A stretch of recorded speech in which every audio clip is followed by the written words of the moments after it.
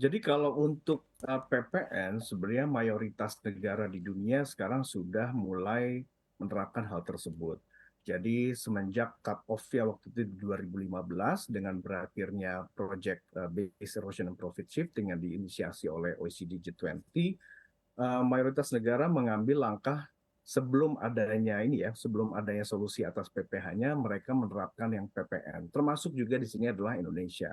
Tadi yang disebutkan oleh Mbak Putri, bagaimana sebenarnya payung hukumnya juga sudah ada di Indonesia, bagaimana kita atau pemerintah bisa menunjuk pihak lain sebagai pemungut PPN.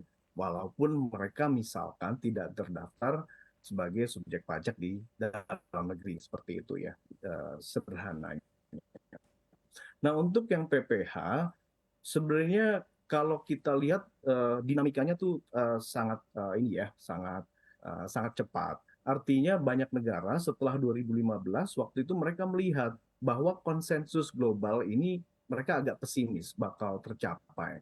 Jadi banyak negara seperti misalkan India, misalkan UK, misalkan juga beberapa negara lain, Hungaria dan misalkan di Argentina juga, mereka menerapkan pengenaan PPh untuk raksasa digital secara unilateral. Artinya apa? Artinya kalau unilateral itu mereka hanya melihat uh, untuk kepentingan dan diatur dalam ketentuan domestiknya saja, tapi tidak mengharmonisasikannya dengan negara-negara lain. Nah, di sini ada isu misalkan pajak berganda untuk yang dikenakan pada raksasa digital. Dan juga ada isu waktu itu kita, kalau kita ingat, adanya keberatan dari US Trade Representative ya atas mengenakan adanya pajak transaksi elektronik atau digital services tax di banyak negara. Jadi sebenarnya ketika ada kebijakan-kebijakan yang sifatnya unilateral, kemudian ini juga tidak menimbulkan suatu harmonisasi. Nah, maka banyak negara kemudian duduk bersama untuk menentukan bagaimana konsensus pajak digitalnya untuk yang pilar satu. Jadi yang pertama kali kita pahami di pilar satu ini kan sebenarnya menjamin hak pemajakan. Kenapa? Karena kita paham bahwa raksasa-raksasa digital bisa saja mendapatkan sumber penghasilannya itu di suatu negara tanpa mereka harus hadir secara fisik. Ini kan sebenarnya tantangan utamanya. Karena sistem pajak global sebelum ada konsensus yang pilar satu ini sebenarnya tidak memungkinkan setiap negara itu untuk mendapatkan hak pemajakan tersebut. Jadi ini yang dirombak yang pertama. Yang kedua adalah bagaimana akhirnya juga mengalokasikan labanya, bahwa harus ada laba yang signifikan dong bagi market jurisdiction. Disinilah juga sebenarnya di pilar satu kemudian berusaha diatasi. Jadi nanti market jurisdiction akan mendapatkan residual profit dari perusahaan-perusahaan digital.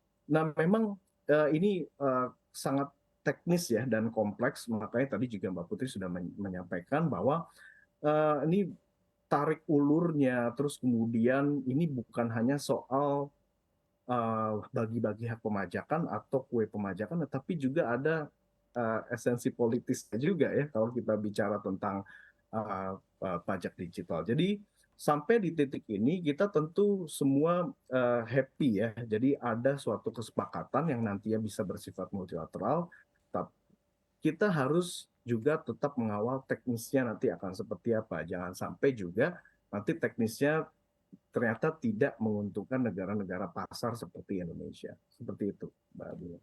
Baik, pertanyaan terakhir.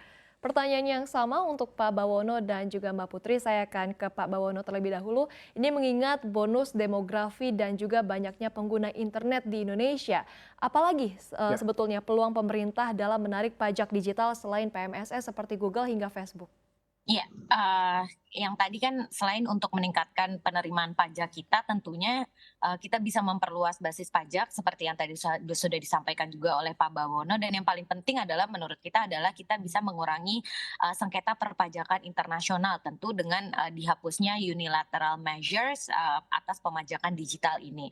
Jadi tidak terkecuali juga untuk mengurangi praktik penghindaran pajak oleh perusahaan multinasional yang berafiliasi yang masih sering dilakukan sampai saat ini karena mereka sering memindahkan labanya ke negara dengan tarif pajak yang lebih rendah. Jadi tentu harapannya ada keadilan dalam hal ini dan nanti bisa disalurkan ke sektor-sektor UMKM kita gitu. Dan tentu sebenarnya kalau dari sudut pandang kita sebagai anggota Komisi 11 dan Wakil Rakyat tentunya raksasa teknologi memang sudah seharusnya memberikan kontribusi pajak bagi negara, pasar ataupun tempat mereka beroperasi dan kita tahu warga negara Indonesia ini sangat loyal gitu terhadap para penyedia jasa elektronik ini karena memang mereka selama pandemi khususnya sangat diuntungkan dari aktivitas ekonomi di negara kita. Jadi tentu kita perlu kriteria yang lebih jelas lagi terkait dengan penghasilan yang bisa dikenai pajak, besaran tarif yang akan dikenakan, supaya threshold ini bisa juga kita sesuaikan dengan return-nya nanti di masa depan. Mengingat tentunya pertumbuhan sektor digital di Indonesia akan sangat pesat dan tentu pasti akan berdampak juga pada pertumbuhan penghasilan dari perusahaan tersebut. Jadi akan ada unsur keadilan bagi pembangunan di Indonesia juga ketika kita menjadi market dari para penyedia jasa elektronik ini dan akhirnya mereka bisa berkontribusi terhadap pembangunan kita. Memang ini dibutuhkan transparansi tentunya dan keterbukaan dari masing-masing perusahaan terkait dengan penghasilan yang mereka dapatkan sampai dengan hari ini karena ini juga sangat penting karena juga menyangkut hak pemajakan kita dan kita tentu tidak bisa mengawasi sepenuhnya apalagi mereka juga tidak punya kantor pusat di Indonesia. Jadi hal-hal ini yang selalu kita sampaikan kepada Dirjen Pajak juga harus menjadi perhatian terkait dengan pengawasan dan pemungutannya nanti akan seperti apa. Mungkin itu Mbak Bunga hal-hal yang harus diperhatikan oleh Kementerian Keuangan dan Dirjen Pajak tentunya.